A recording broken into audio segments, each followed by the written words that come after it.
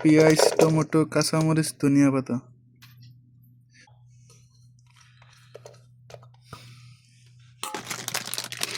তারপরে চানাচুর, চানাচুর খান না?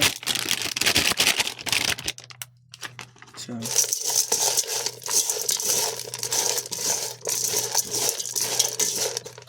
হালকা পরিমাণ মতো লবণ,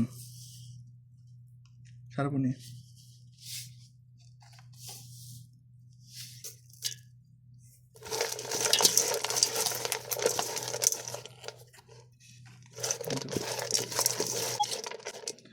সরিষা তেল,